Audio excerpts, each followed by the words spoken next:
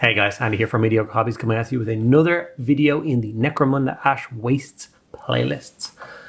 Games Workshop very kindly sent me out a review copy of the new Escher Cutter jet bikes, and that's what we're going to get into here today. Obviously, these miniatures are bright and vibrant, so I'm going to show you how to achieve that with minimal effort and maximum result. Stick around, guys. Enjoy the video.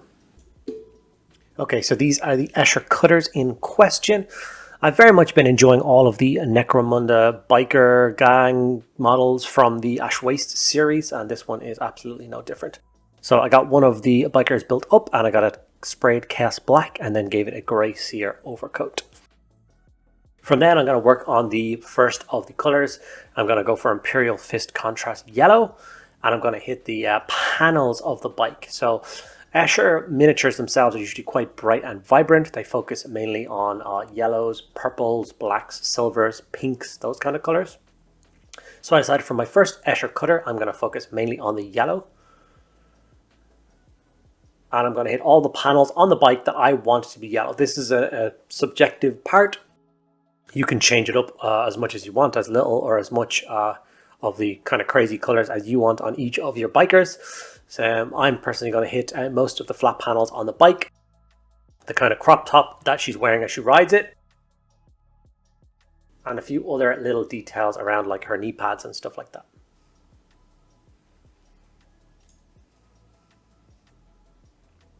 So this is where I hit with the yellow. It's quite a lot of it, but it will still be broken up by lots of silver and black.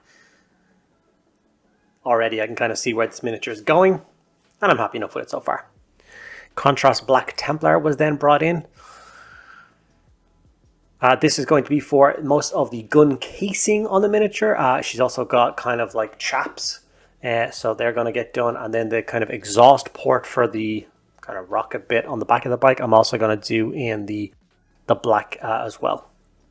If there's any other little details you want to do, if they have gloves, maybe do the gloves black, and boots black, belt black, any other details on the bike, and those kind of bits and pieces you can do. Like the front exhaust on this bike, I was tempted to do that black too, as if the entire system running through was like black, but I decided to stick with the silver that it was recommended on the box. I am glad I did, but if I was to do another one, perhaps I would do that slightly different. Blood Angel's red contrast was then used for her pants. And then some of the other details on the kind of engine block, there's like huge canisters attached to the engine, so I decided to do those in red as well. You can obviously swap around these colors if you decided you wanted to have some of the panels on the bike be red. Blood Angel red contrast is a beautiful way of doing that. So just swap out those colors and vice versa. Taking my time not to hit any of the yellow with that as I did it. Golden Flesh was used as a very quick base coat for all of the skin on this miniature. So her midriff is on show, obviously the face past the mask and the kind of like eye lens, and then her arms. So again, it's a very quick stage.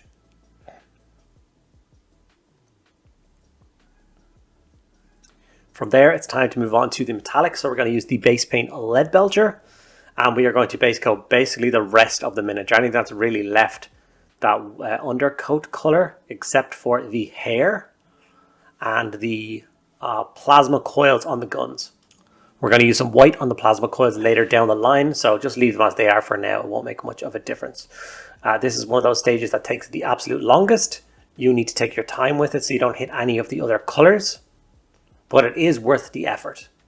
I think it only took me about kind of 2 or 3 minutes to silver in the entire bike, getting those big turbines in, obviously the controls of the bike, and other bits and pieces like that. So there's all the metallics knocked in. We're going to use Doomfire Magenta contrast for her crazy hair, give it that kind of pink, kind of punky style hair, which the Escher gang are kind of known for. I haven't used the Doomfire Magenta contrast an awful lot since it came out, so I relish the opportunity when I find little details like this where I think it will work really well, and get that base coat on.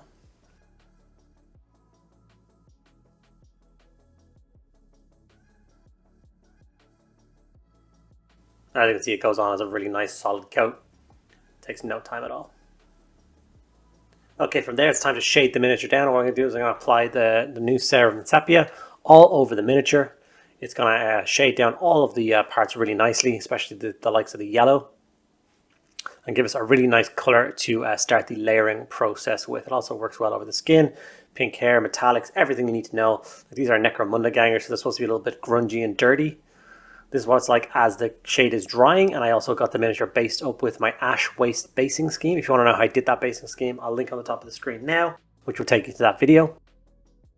Now it's time to get to adding some layering detail. So I am not going to layer the yellow at all. In my head, it's basically finished except for a bit of weathering. So what I'm going to do is I'm going to take a little bit of black, a bit of case foam like this, and I'm going to stipple onto the yellow with that, just adding little chips and little bits of damage to the model. I've shown this technique off on a couple of videos already. People always really seem to like it. As you can see, it takes absolutely no time at all, and it will give you beautiful chip damage. Like I said, these are a Necromunda gang. They're not in there polishing, their bikes every day. They're not repainting them all the time. These are recycled. As soon as one person or rider dies, the bike is stolen. Even before the rider dies, the bike might be stolen, passed through quite a number of hands. They're not all mechanics. So they do what they can to keep these crazy machines in the air. So a bit of wear and tear is something that will really add to the aesthetic. So this is it with the black stippled on. After that, we're going to jump over and do exactly the same thing again, but this time with Leadbelcher, and going a little bit lighter on all the flat surfaces. But then when we get to some certain hard edges, we can scrape the foam along it and give us some kind of chipping silvery streaks. I did that mostly along the front of the nose cone area. As the thing is going breakneck speed, it's going to cause a little bit of chipping and weathering around the front more than anything else. And any of the silvering on the other one is probably small arms fire that took pot shots at this thing before. But once that silver stipple is done, I consider the yellow armor on this miniature to be complete. I really like the aesthetic so far, and I'm happy with it.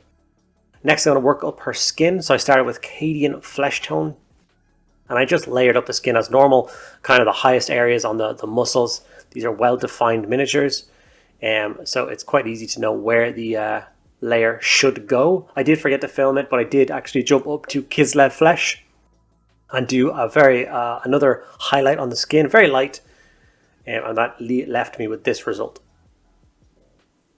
From here, I went to Mephiston Red, and just a quick layer job on any of the other red parts on this miniature.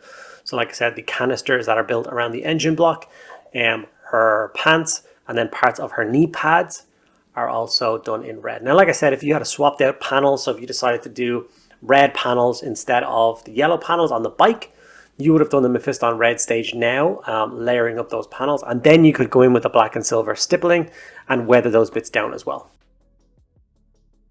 Very quick, very easy. People tend to get a little bit apprehensive about paint schemes that have bright and vibrant colors because they perceive them to be super difficult. Whereas realistically, if you just take some quick and easy techniques, you'll be really happy with the result. Ironbreaker was used to add a very quick highlight to the silver parts of the engine block. The most attention I gave it was to the bladed parts on the model. So these are like basically pointing upwards. They're going to be some of the most noticeable parts if people are looking at the miniatures. So you want to just give them a little bit of extra attention. And all I'm doing is a little bit of feathering, which is basically just one directional brush strokes along kind of the sharp edges of the miniature, armor prow, that kind of thing. And everywhere else just got a standard layer of the silver. Making sure not to forget the gas canister launcher that's underneath the bike. Corvus Black, very quick stage, layering up the black parts, which is realistically only the chaps and the casing of the kind of plasma guns, plasma rifles, plasma thingies that the Escher Cutters have. We also did it on the exhaust port at the back.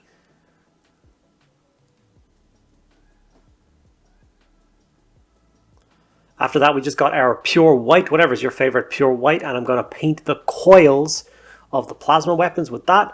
I'm also the kind of ports on the front of the rifle are going to get a little bit of white too. And there's like almost like a sensor over her right eye.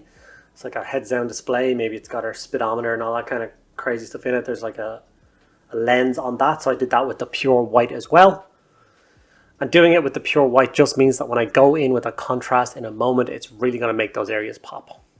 So Talazar blue was my color of choice. I always like blue plasma. And then we're just going to go in as one coat over those coils. And because the inside of the coils is left dark and the top of the coils is bright white, it really does stand out and give you a really stellar result. And then make sure for those kind of vent ports on the front, you get a little bit of the blue in there as well. And with that, we have one finished Escher Cutter ready for the tabletop. Like I said, this took absolutely no time at all. If someone told me, hey, you've got a game tomorrow, can you get the other 3 painted? I'd be like, absolutely no problem. And I would just get stuck in. Like I said to you at the beginning of this video, I do quite enjoy the Necromunda Ash Waste kind of biker miniatures. I have done a video on each and every one of those on my channel. So you can check out my Necromunda playlist if you wanted to see any more of those. And I hope to do many more of them in the future. A little bit of a size comparison here. As you can see, the Escher Cutters are quite small, but still very, very deadly on the table. Okay guys, and there we have it. One Escher Cutter painted up to a beautiful tabletop standard in absolutely no time whatsoever. You could knock out a squadron of 4 of these in a couple of hours. I hope you guys enjoyed the video. If you did, make sure you give it a like. If you have any questions about Necromunda Ash Waste, the Cutters, or anything else involved in that universe, drop it in the comments below and I will get back to each and every one of you guys. If you like what I do and want to support me, there's 2 very easy ways you can do that. 1, make sure you hit that subscribe button. It really does make a difference. And 2, if you want to help me make bigger and crazier videos, the easiest way to do that is with my Patreon. All links to that below with a bunch of different cool benefits to suit your needs. Thank you guys so much for watching to the end of the video. I'll see you in the next one.